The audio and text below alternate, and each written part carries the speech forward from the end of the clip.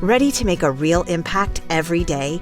Join the Active Day Home Care team and help clients maintain their independence in the comfort of their own homes. Make a difference in someone's life as you provide essential daily assistance and protect their health and happiness. Earn up to $20 an hour and enjoy additional perks like optional daily pay, 401k, paid time off, ongoing educational training, and more. Join a team that values care, compassion, and your professional growth. Visit activeday.com to apply.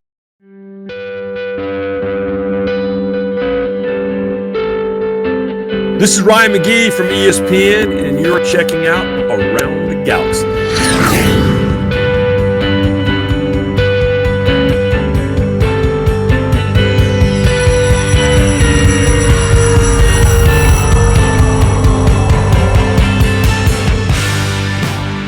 Welcome to Around the Galaxy, the Star Wars fan talk show. I am one of your hosts, Nick Milkey, and I am joined, as always, by my good friend and co-host, Mr. Pete Fletzer. We bring you conversations with Star Wars actors, creators, authors, other actors, authors, personalities, people who love Star Wars. And we have with us this week, our special guest is Mr. Ryan McGee. Ryan is a senior writer for ESPN.com. He is one of the hosts and personalities on Marty and McGee, which you can find on the ESPN Network, ESPN Radio. He is an author. He has written multiple books, one of which you can see over my shoulder, Welcome to the Circus of Baseball. He covers NASCAR, college football, pretty much sports of all kinds, and he's a Star Wars fan, which is why he is here with us, and we are so excited to have a chance to have this conversation with Ryan McGee. Ryan, what's up, guys? How we doing? Doing great. Doing great. Hey, we're talking to Star Wars, just talking Star Wars with Ryan McGee. How bad could it be, Ryan? I mean, really? Yeah. Well, we'll see. Let's get done, and then you can give it some time. Evaluation. But no, I'm excited. We've been trying to hook this up for a long time, so I'm glad we finally got together and catching you guys at an exciting time because we got some new stuff coming, some new content, and I blocked up my Revenge of the Sith tickets in the 4DK, which I've never done, like the 40X, whatever it is, where you shake and all that stuff. And my wife wanted to do it. Yeah, I know a guy who has reserved my seat at the theater, so I'll leave it at that. That's fair. That's right. This may or may not be the same guy who pushes death sticks at a bar. So you may have to be careful with these tickets. Yeah, you're exactly. Yeah, you're exactly. But it's an exciting time, man. It's I laugh at the people that we're all kind of in the same age group. I laugh at the people that are like, sometimes I say there's too much content. I'm like, man, you clearly are not my age because we thought we were done in 83, right? And so I'll take any and everything I can get, as much as I can get. Well, I think it's interesting too, right. Like the excitement for the prequels, because I don't know, we won't. I'm a reformed prequelist, as so I can't remember his name who says it, but it's like when they first came out, I was of that age where I was like, they were okay. Yeah, I didn't love them. I wanted to love them, but now we're in a point where they've become part of the bigger story, and B, they've become part of our Star Wars heritage. And to hear you start by saying how excited you are to see a prequel film in a couple, which we all are, Nick and I are as well, but that's wild, isn't it? Yeah, but it's interesting because something I have learned as a son and now a father is, every particularly with the films, every trilogy is for a different group of people. Ultimately it's for all of us. I get that. But what I remember distinctly back in the 70s was my dad, who's the coolest guy in the world, C-3PO drove him crazy. Like why is he in the movie? He's annoying. I dressed up like C-3PO for Halloween, right? And so then you get to, the prequel generation, and you hear, particularly the actors who are in the sequel trilogy, they talk about the prequels were their movies. And then there's my daughter, who's 20 years old now, and was, middle school, high school when the sequel trilogy came out. Well, people like to bang on the sequels. Those are my daughter's films. Like she is so excited about what's next for Rey. And so I think we have to remember, and I think it's the beauty. I say this on our podcast with Arda and Clinton all the time. What's beautiful to me right now is there's something for everyone. If you want to go prestige drama, murder mystery, there's that. If you just want to stay old school and just keep everything within, the universe of the original trilogy, there's something for that. If you want to watch a cartoon or whether it's anime or whether it's for kids, it's all out there. And so to me, that's what's awesome.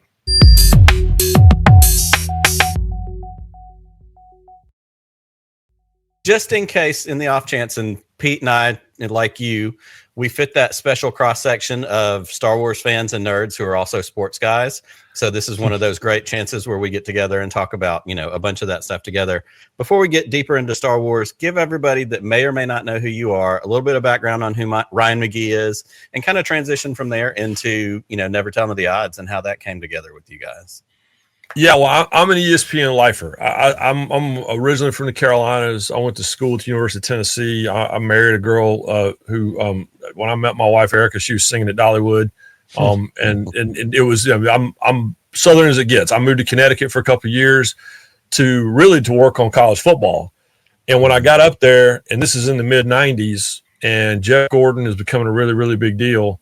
I'm the only guy in the state of Connecticut with a Southern accent. And they were like, well, you know about NASCAR, right? I'm like, yeah. Well, I don't think I knew as much as they thought I did, but I knew more than they did.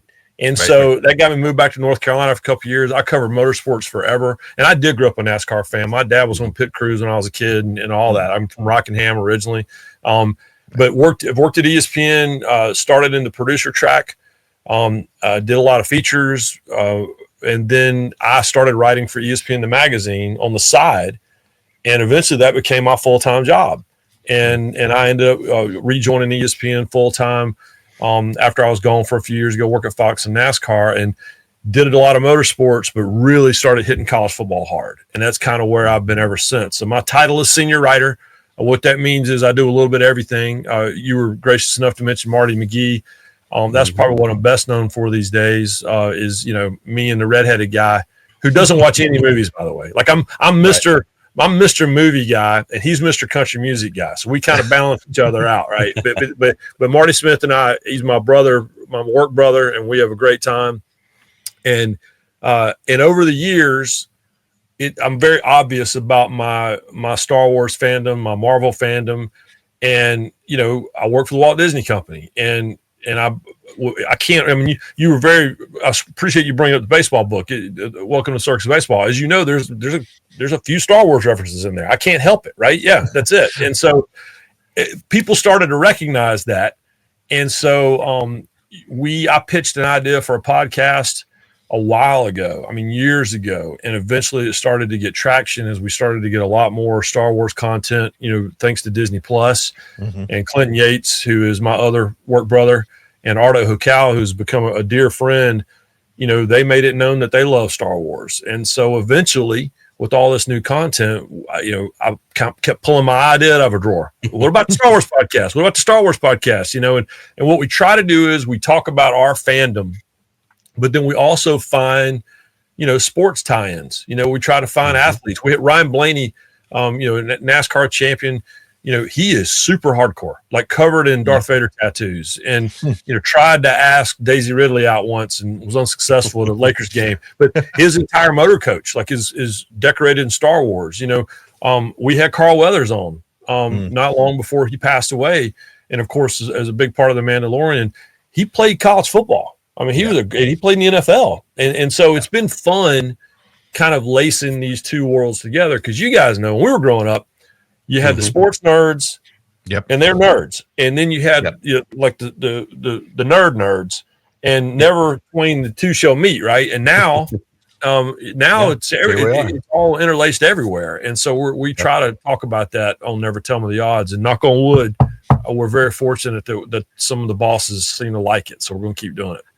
It's interesting because you say that about being a sports nerd and a Star Wars nerd, and they were separate. I feel like the three of us here on the screen, and many people who listen to us and listen to your podcast as well, I think there's a deeper connection there. I also think there's a musician connection as well. Like, I think we feel like your nerddom can't cross. But I mean, gosh, I was like an ice hockey expert and a baseball nerd when I was 7 or 8 years old, and then I could also tell you about everything Star Wars at the time.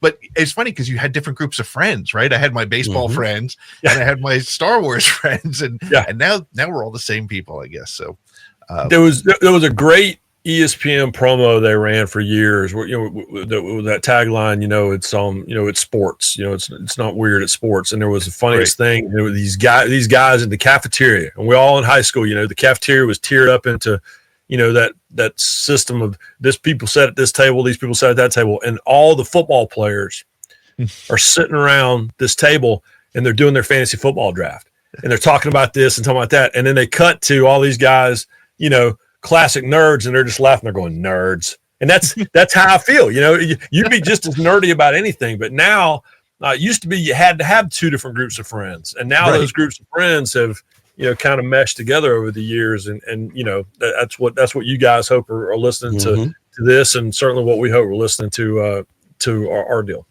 Yeah, absolutely. So let's talk a little bit about that. How did you discover Star Wars? It sounds like your dad was involved. And I always love the fact that most of these, whenever we ask somebody this question, there's a family element of some sort. I'm not forcing you to go there if there isn't one, but it sounds like there probably was.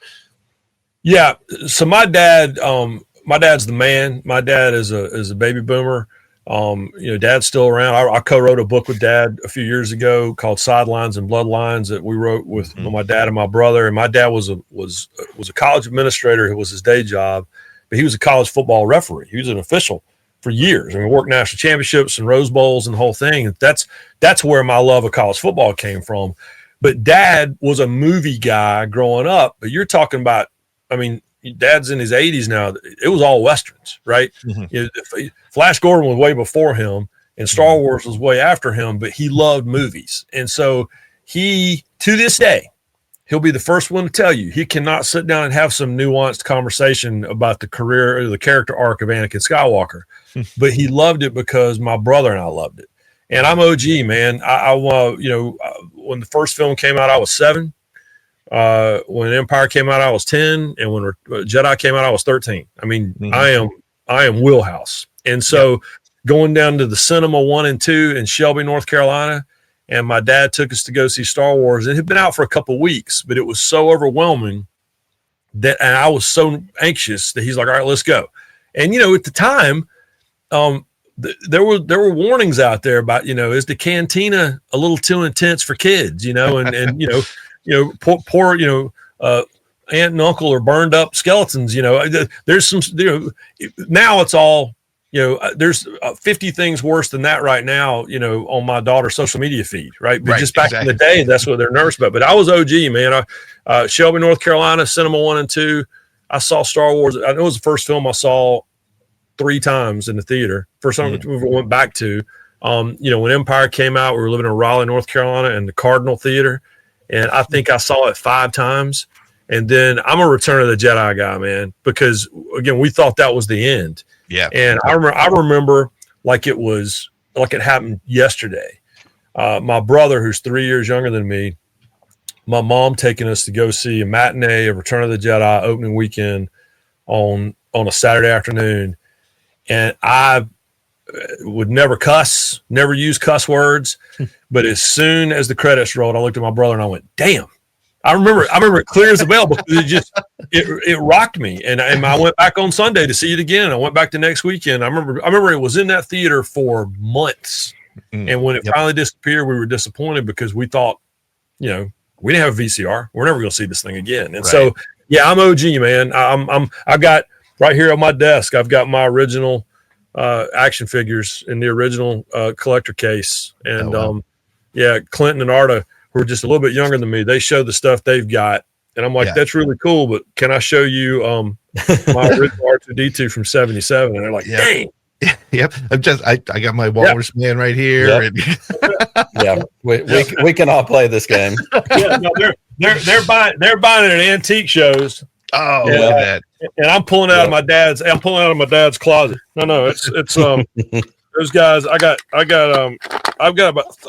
C-3POs, and they're all in different phases of fading. You got one looks almost silver, and one, but it's But I'm OG. That's and, wild. Yep. and I'm proud of that fact too.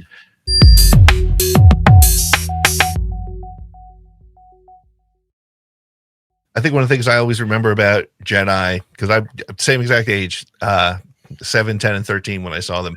And the thing that I remember about Jedi was it was the first time I understood the phrase edge of my seat, because I remember waiting for Vader to do the right thing and literally just like on the it just was that movie definitely had a huge impact and did such a great job of closing everything up, which was nice because like you said, we thought that was it. So we thought we were done. And people make fun of us for watching that holiday special and for watching Donnie and Marie. It's all we had, y'all. That's all we had. And we never thought we'd have another.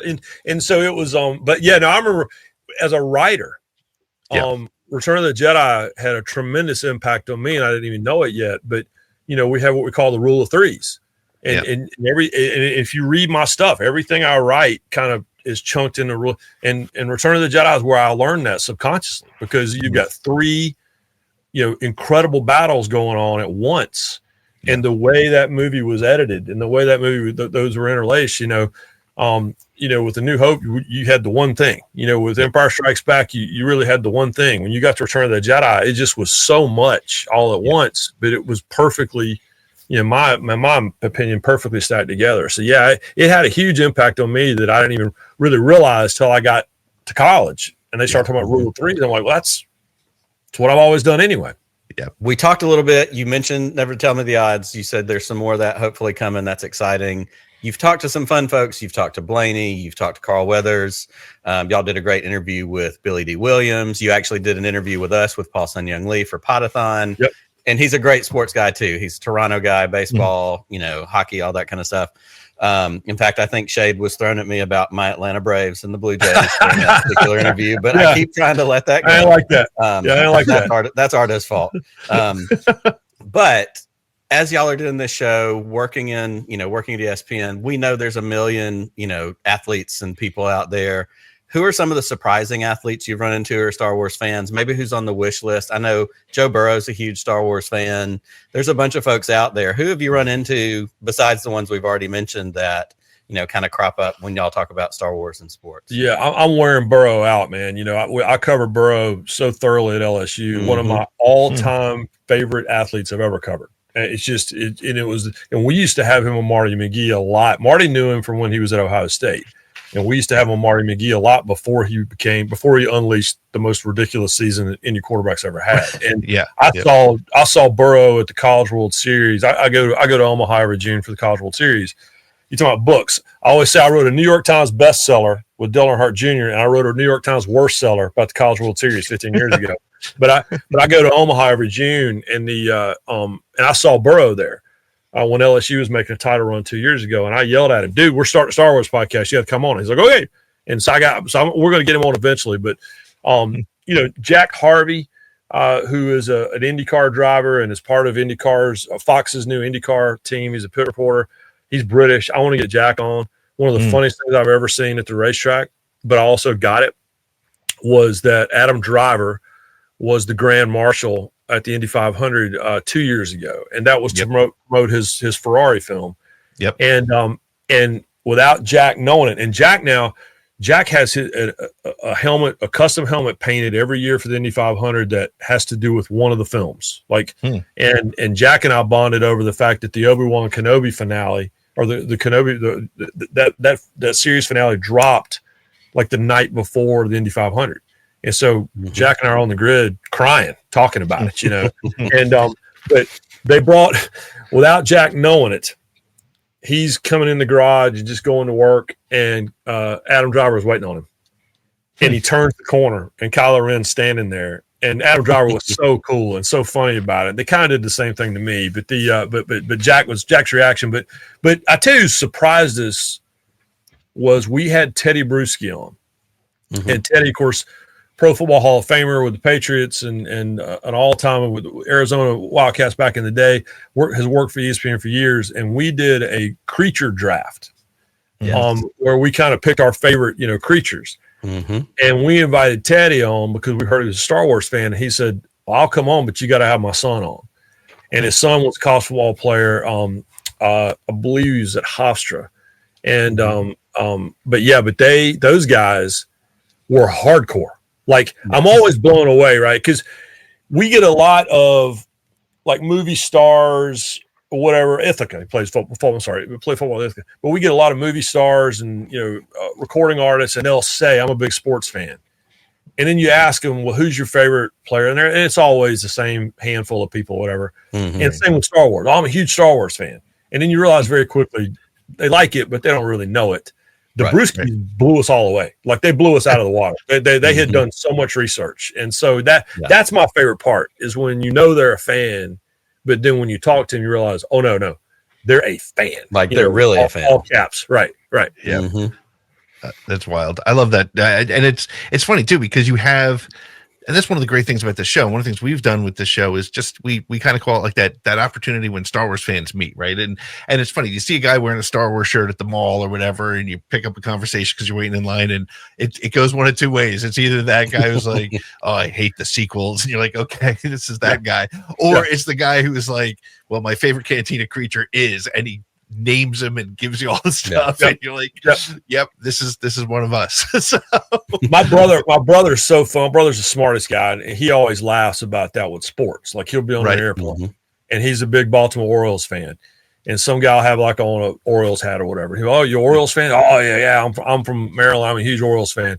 And then my brother says, and then I embarrass the guy because I spend the next 20 minutes like doing some deep dive on some shortstop in Norfolk who's going to, and then you realize, the guy's like, man, I've go to some games. Yeah. What are you talking about? So I respect all levels, but sometimes I will totally run over some poor guy who at the airport will go, man, I love Star Wars. And then I get irritated. It's true. You do have to, I find scale it back. Yeah, that's why I like talking to you guys. You have to scale it back. We have to scale it back. No, you don't have to. When I do a podcast with a group I really like, it's I don't have to scale it back. Normally you do a little bit. Well, we're gonna dig in a little bit on some of that deep sort of nerdiness here. We're gonna throw a couple of a little later, we're going to have our 10 question segment for you. But before that, we want to throw some sports related Star Wars things and just kind of get your first thoughts and give us a little bit of detail. Like, for example, let me ask you this question. Which spaceship from Star Wars do you think is most like a stock car? Well, one of the greatest episodes of The Mandalorian, which wasn't actually The Mandalorian, was during Book of Boba Fett. Yeah. And one day I want to talk to Jon Favreau and Dave Filoni about it, because, what they did was they took what was already one of the most amazing, one of my favorite ships, which is like just a Naboo starfighter, and they dropped a Hemi in it. That's what they did. They dropped a Hemi in it. That thing had like a Holly carburetor in it. And so, so that was they basically took Richard Petty's, Dodge engine from 1967 and dropped it into his Plymouth engine and dropped it into a Naboo starfighter. So that's the answer. Because it just was, I know it doesn't look like a stock car, but you know what? They took a stock ship and they made it not street legal, and they did it by dropping literally a hot rod motor into it. So no, you talk about a nerd when they took one of my favorite ships and then they dropped, basically a NASCAR, Cup Series engine in it. My wife literally went, "Oh my God." I said, "What?" She's like, "It's like you wrote this." I go, "It is like I wrote it." So yeah. They just got to throw a couple of cases of moonshine in the back and they'll be ready to go. Even had like a nitrous bottle in it, right? So when our friend, when he gets pulled over, basically, Paul hits the button. Make a look for registration, and he hits that button, and it's basically, it's game basically over. Just hit a nitrous bottle. And much like NASCAR, they took a vehicle that anybody could go get, and then made it nothing like what everybody can go get. That's because it. It was so much cooler and better and faster. As far as you know, it's stock, but it is not. Yeah. Well, the next one is going to hit another one of your sweet spots, not only baseball, but minor league baseball. Minor league baseball is rich with great mascots, funny mascots, Lansing Lugnuts, that was the big one for years. I live in Montgomery, and we have the Montgomery biscuits, which is ridiculous. It's literally a biscuit with a pat of butter for a tongue sticking out of its great mouth. ballpark. That's a great It's ballpark. a fantastic ballpark. We're very lucky to have that here now, 21 years later. Which creature in Star Wars do you think would make the best minor league mascot? It feels like, and you mentioned the book, in the mid 90s, 94, when I was working for the Asheville Tourist, is when this, and I write a whole chapter about it, is when this mascot madness kind of started. And, Charleston, South Carolina went from being the Charleston Rainbows to the River Dogs, and everybody started, Hickory never had a team, now they're the Crawdads. And even with the Asheville Tourist, we brought in, we created this tourist bear, right? And Ewoks just look like a minor league mascot to me, like an Ewok logo. I can see an Ewok logo on a hat, right? I mean, doing something. And so, Ewoks to me always felt like I always wanted to see an Ewok. Like you had some minor league ballparks, and I know with the Oakland A's for years, they had the dog that would run the balls out to the umpire, right? And seeing Wicket run out, holding like a basket of baseballs and delivering it to the umpire, I always thought would be like the greatest thing ever. So give me an Ewok. I love Ewoks. Okay. That's great. And Ewoks that's the thing that for the minor league baseball mascot, it's got to be kid friendly. It's got to be fierce in its own way, right? In Ewoks, they're murder bears. But kids love them. So that's right. Yeah, that's it. Yeah. Forget the fact that they killed thousands. Sure. You're right. Just roll with the fact that they're cute.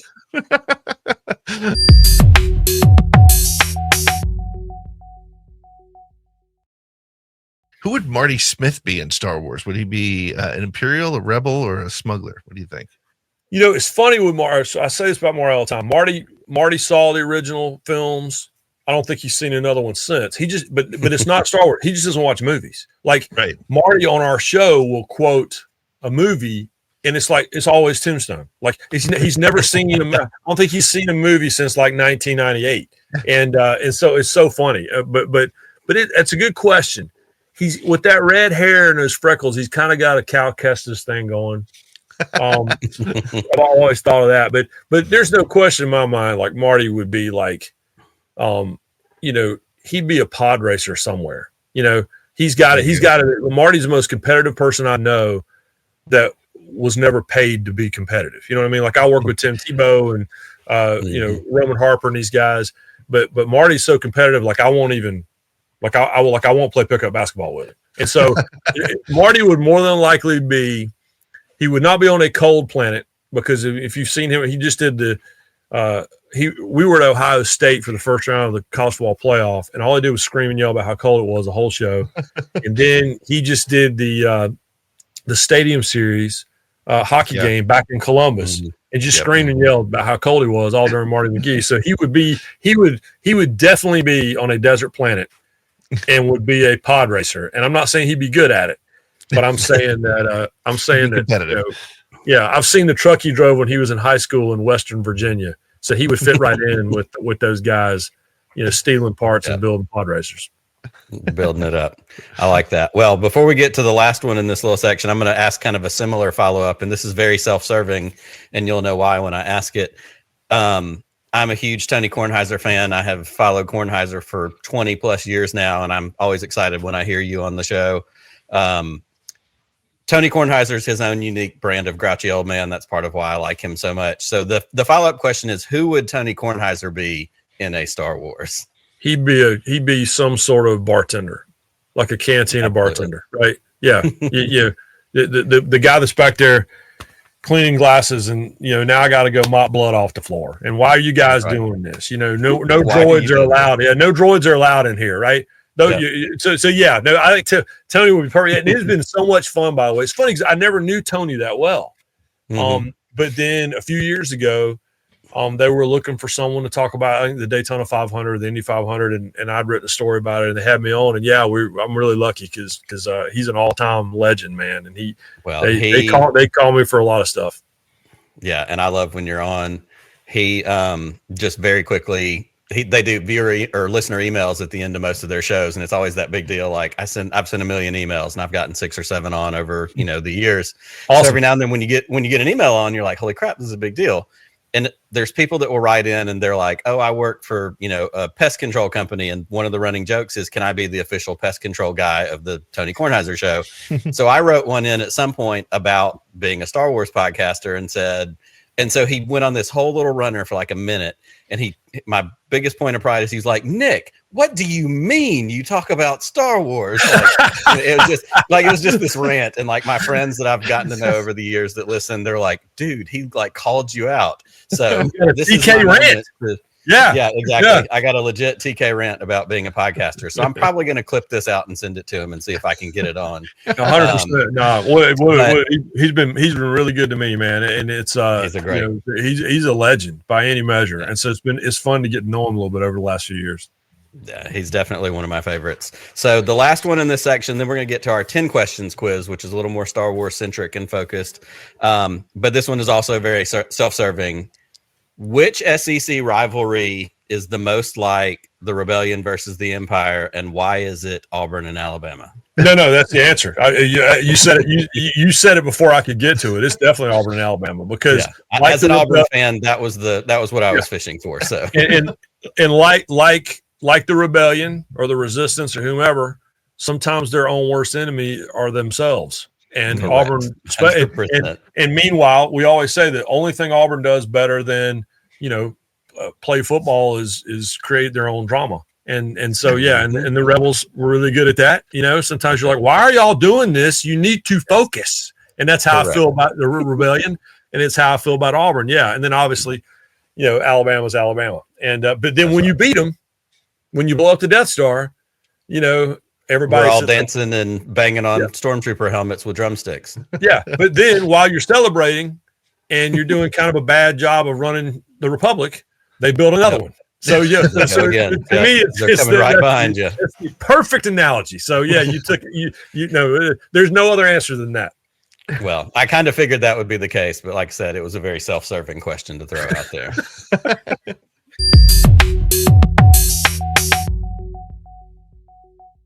Well, we're going to now hit our 10 question segment is what we do with our guests, sort of like inside the actor's studio, but they're all Star Wars related. So let me get to that first question here for you.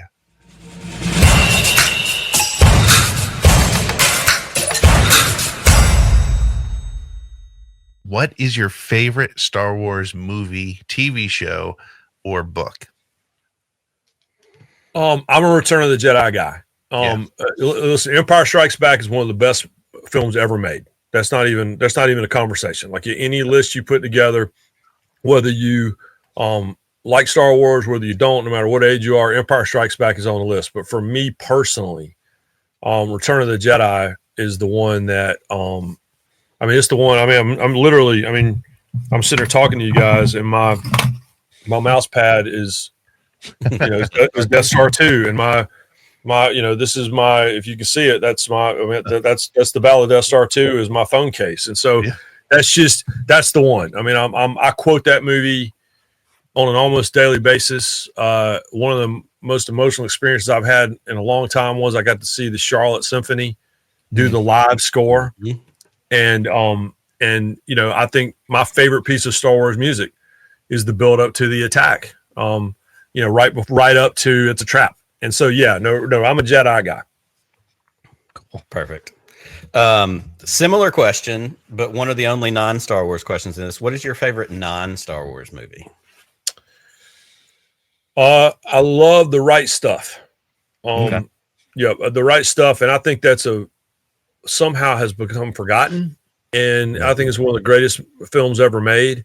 It kind of fell in that same window of age for me when I was like 13 years old. I wanted to be an astronaut.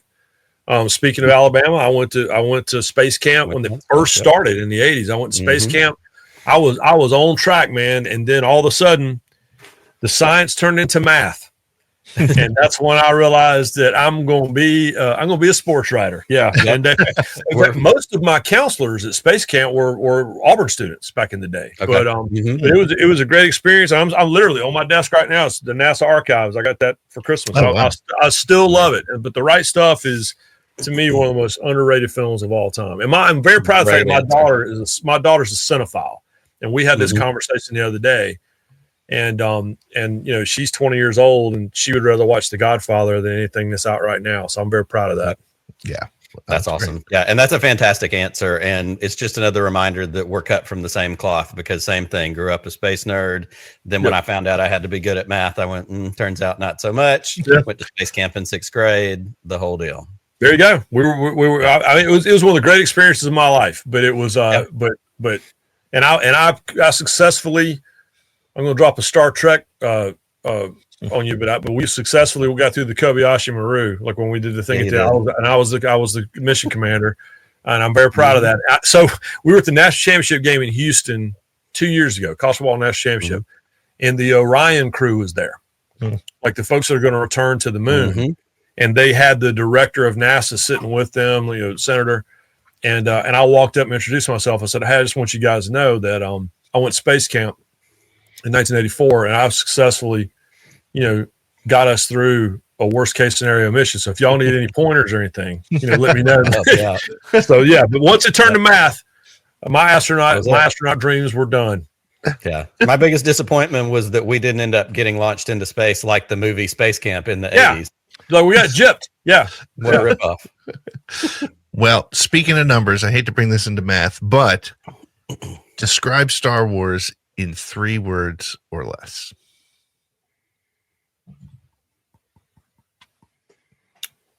I mean, my personal sentence would be altered my life.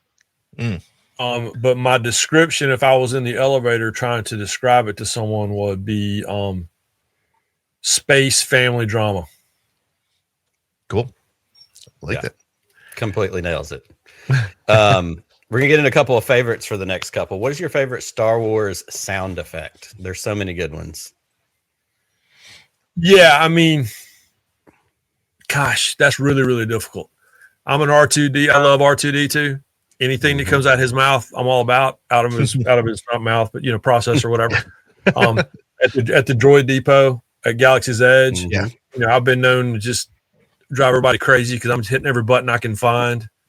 Just droid sounds.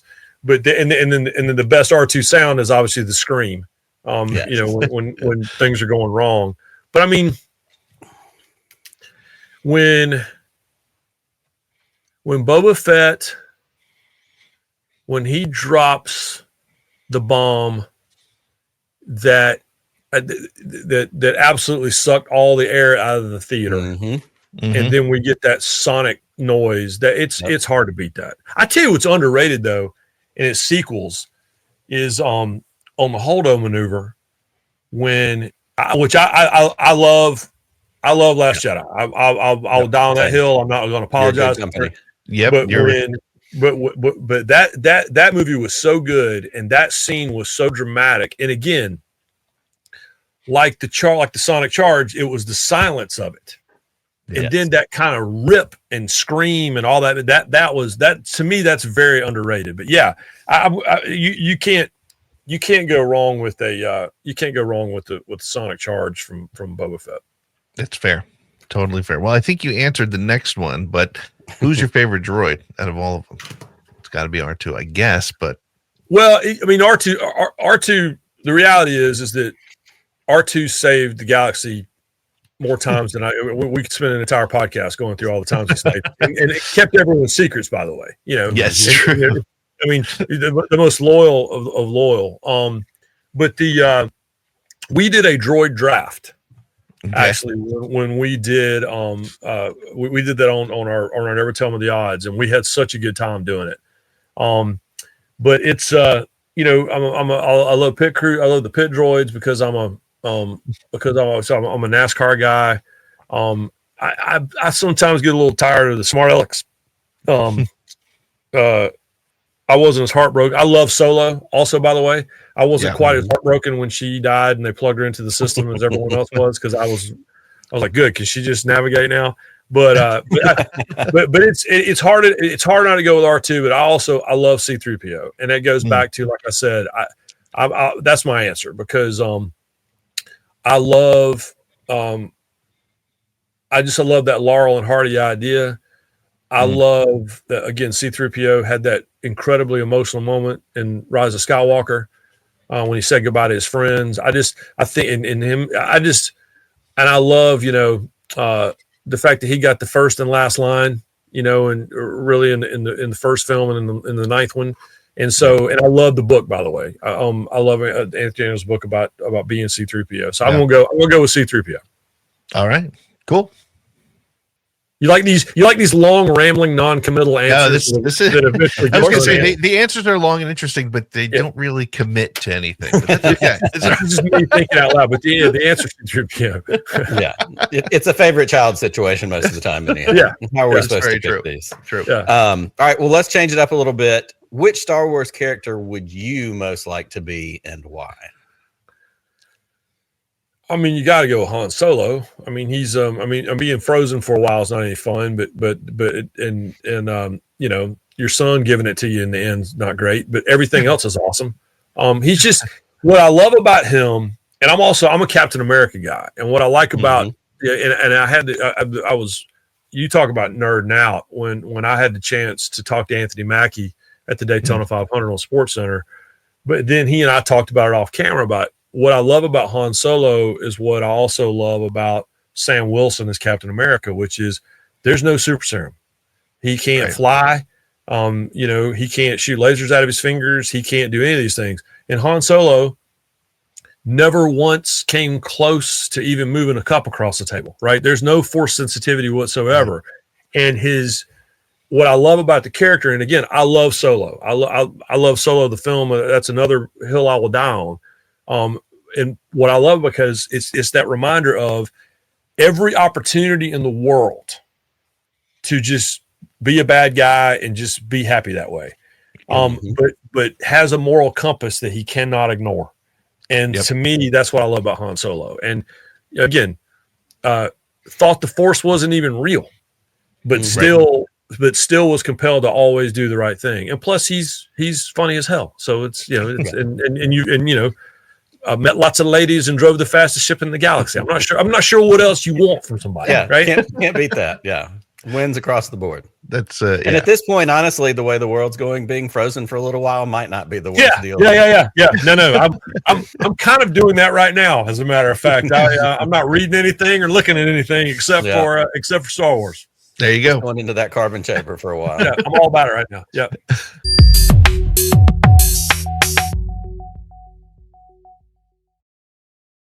All right. Well, this one is not an easy question, but it's. I think we all have one.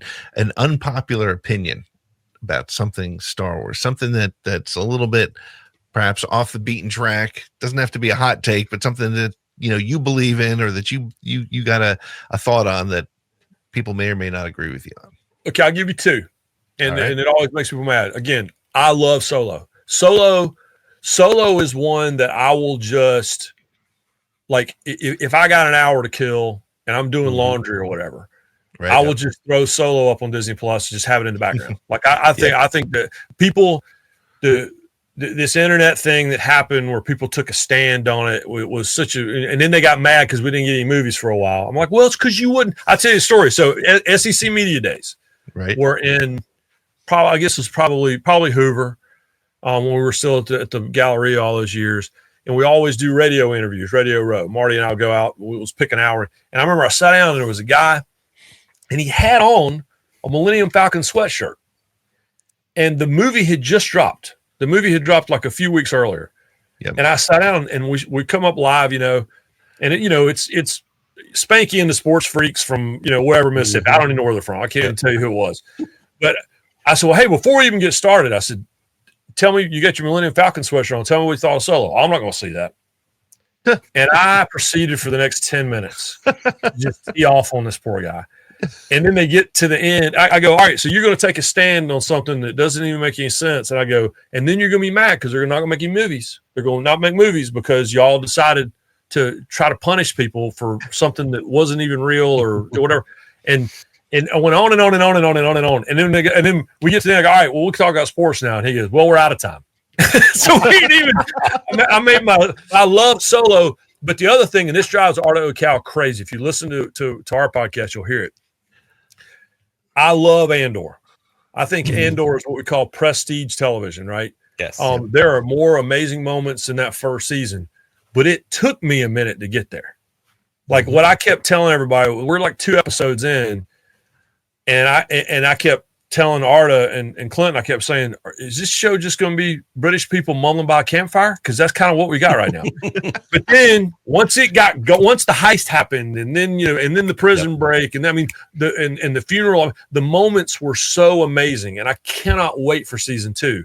Yeah. But when I go back and watch it now, it wasn't as slow as I remember. I think my brain is still movie brain. Like I'm waiting for it to get there faster. And now you have to understand this is a television series and it's a slow burn. But yeah, that first 2 episodes, I literally was like, is this, we just going to sit around campfires? I can't understand anybody. Like I've got the TV turned up to 90. And, but once it got going, it was great. But yeah, but Arda gets so mad at me when I say that, but it's true. What do you think of this release schedule that's coming for Andor season 2, the 3 episodes at a time a week?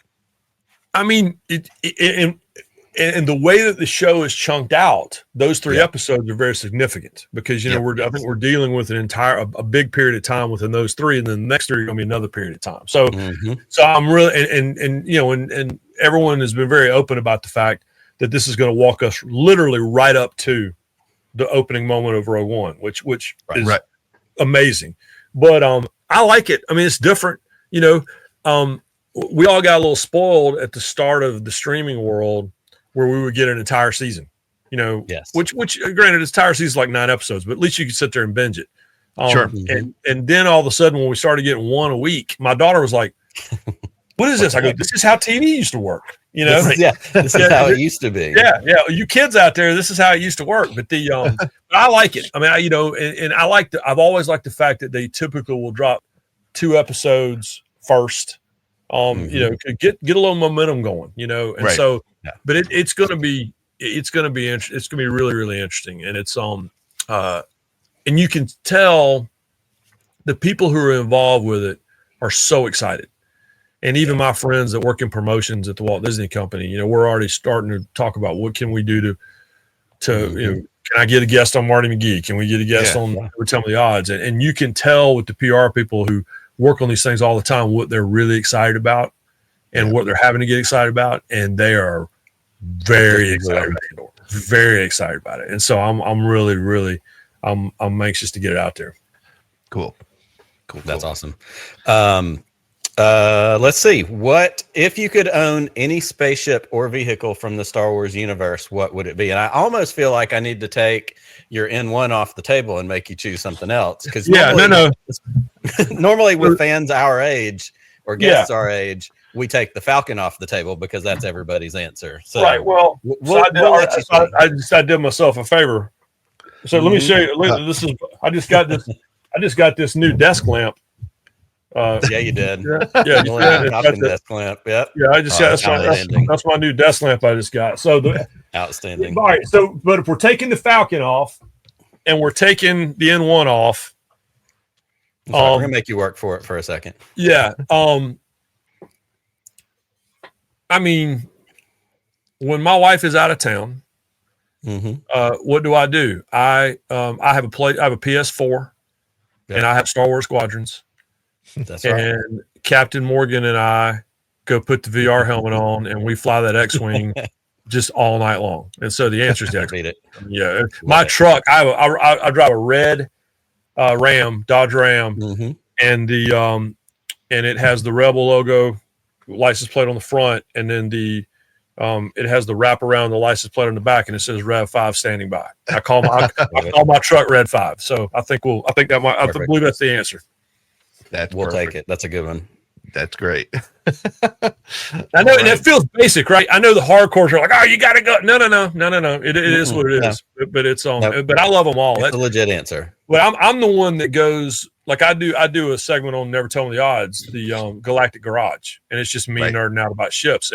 But my family, we just know when we go to Hollywood Studios or we go to Disneyland, my family knows I'm going to take my time because even though I've stood there and done this probably 15 times, we're going to go look at the A-Wing, and we're going to stand there. Yep. And we're going to go look at the next gen X-Wing, and we're going to stand there. And I will just go ship to ship to ship and just stare at them. And that's I just can't believe they're sitting there, right? I mean, again, that goes back to me as a kid thinking we're done. I just can't believe that they're sitting there full size. I tell you one more story. So when we did a promo shoot for Never Tell Me the Odds a year ago, and it was I had been at the Daytona 500, and then we were going to Tampa.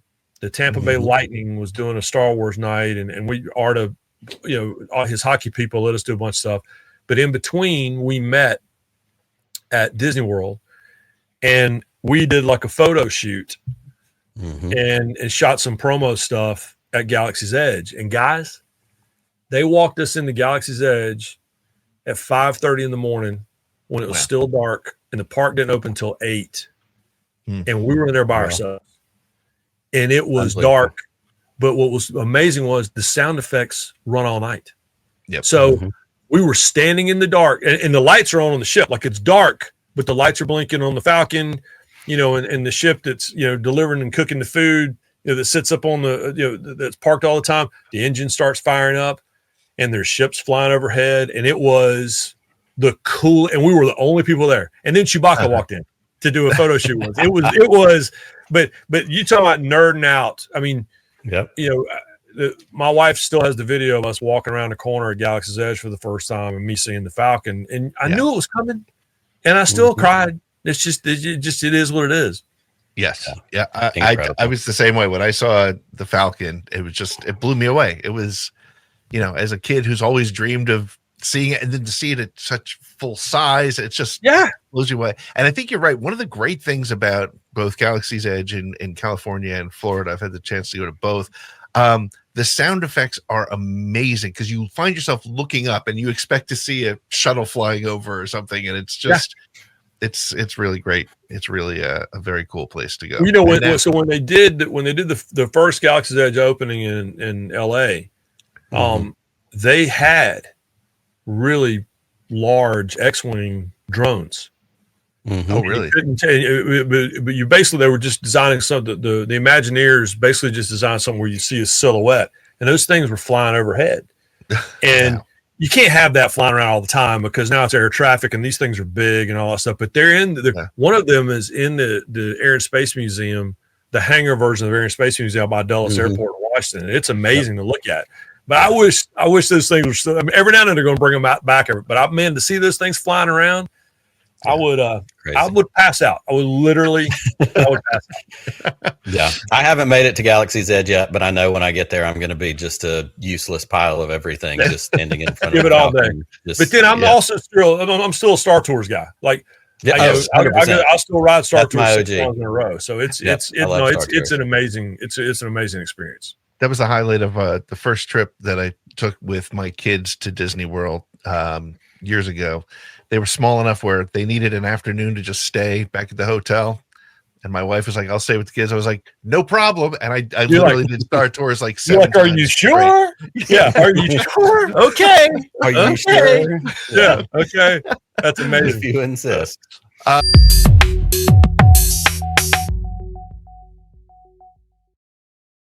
So our second to last question on this list is, what is your favorite Star Wars moment, whether it's in the film or something that's happened for you?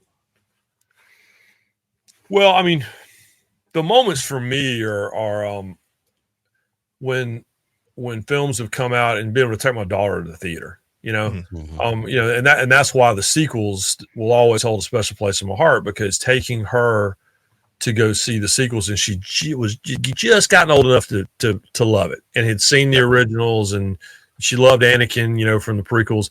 But my favorite moment, and I still get emotional when it happens, is when Luke can't take it anymore in Jedi and comes out from under the stairs. Yep. And the music, the truck shot, him backing Vader down as they come out from underneath the stairs, and it's such a departure score wise for what John Williams had done at that point. That moment right there, I get chills just now thinking about it. But it's so when he says sister, and Luke comes out, that's the one. That's to this day. That's I was sitting in a hotel room in Boston 2 nights ago, and it dropped on TNT or whatever, and I sat there and waited on that moment. So that's the one for me. Very Incredible. cool. Very, very good. All right, our last one. We all have these, certainly as Star Wars fans of a certain age, but also as dads. I think these come into play a lot. What is your go-to Star Wars quote? What is that thing that you just say? It can be random. It can be one of the, do or do nots, but we've all got that Star Wars quote that we go to. What's yours? All right, this is an answer with a prop. I have a book back here called Admiral Akbar's Guide to Everything. and like you can see here on the back, he says it's a book, and that's the whole book. It's a barn, it's a cow, right? So no, it's a trap. In fact, and it's a double espresso, and so I and in fact, it's funny. I do for SportsCenter in the fall, and for College Game Day, I get to write these essays. And they kind of let me pick my topic, and we kind of base it on what all is happening in college football. But I did a SportsCenter essay last year because there was a week on the schedule where the games weren't that great, and my whole essay was it's a trap. And be careful, it's a trap. And at the very end, they like photoshopped my face on Akbar's body and said it's a trap. So no, it's a trap is the one. But what I love, and you guys know, I love the subtle ones. So when my daughter was visiting colleges, my wife and I both went to the University of Tennessee. This was a couple years ago, and we went back to Knoxville, and we had just done Marty McGee, and so people kind of had me on my mind because we'd just done the show, and we're walking around. My daughter's getting the campus tour, and people are going, "Hey McGee, and go Vols," and all that stuff. And I leaned into my wife and I go, "I shouldn't have come. I'm endangering the mission." And so I love the subtle quotes, but it's a trap. I don't go more than and what are those Star Destroyers waiting for? But I don't go more than 10 minutes without, or more. I don't go more than a couple hours a day without saying it's a trap. Yeah, it works for everything, and you're right. The subtlety, the subtle ones, those are the ones that work. I said a bunch of times. Mine was always like if I was dropping a kid off at daycare and my older kids were in the car, I'm running in the grocery store real quick. It was, I'll be right back, lock the doors, and then after half a second pause, hope they don't have blasters. Every time. No, that's it. Like that's the point where they'll say it to me now, and they're 17 years old. But that's a great moment though. Like my daughter, we were in Europe. We took her to Paris. It was her COVID trip that got canceled. We finally got to take her last summer, and we were on an escalator at the Louvre, and there was a guy right behind us, and I have no idea what language he was speaking. Because everyone from all over the globe, is there. And my daughter leaned over and she goes, "I think Greedo is behind us." And I was like, that dude totally sounds like Greedo. And so I'm very proud of the fact that she will drop a subtle reference as well. And especially when she gets it right. Yeah. So better. The Greedo thing, I'll throw this out there. It's just so bizarre. So I have a good friend who he's actually he'd done a lot of work for Pixar and Disney, and when he found out that I was a Star Wars fan, he was like, "Oh, I know the entire Greedo speech on Solo," and he just went into it, and it was wild. He spoke Patese. It was just so fun, but it was just one of those things. Like again, it's he's one of us. He'll understand when I go Jabba Wanichi Boot. Yeah. Well, my favorite is now because I will my Instagram feed probably just like yours. It's just nothing but Star Wars. Right, and the funniest thing is where they take like there's that one girl. It's a clip from like I don't know Gilmore Girls or Gossip Girl, one of them, and the actress goes, she used 3 words. I just need you to say the 3 words. And then it cuts and he goes, Tewatawanga. And I'm like, that's it. I will sit there and scroll Star Wars Instagram forever because the creativity. My favorite was always the change my mind meme. The guy at the table, it says change my mind, and it says Dewanawanga. Change my mind. That's it. That's the absolute best. Yep, that's great. Well, absolute best is the way to describe the time we spent with you, Ryan. Thank you so much. This has been an absolute blast. Tell people where they can follow you and tell us, make sure they know about Never Tell Me the Odds. Yeah, I'm at ESPN McGee on all the social media platforms. And then my work is you can find it on ESPN.com. Marty McGee is every Saturday morning, 7 a.m. Eastern.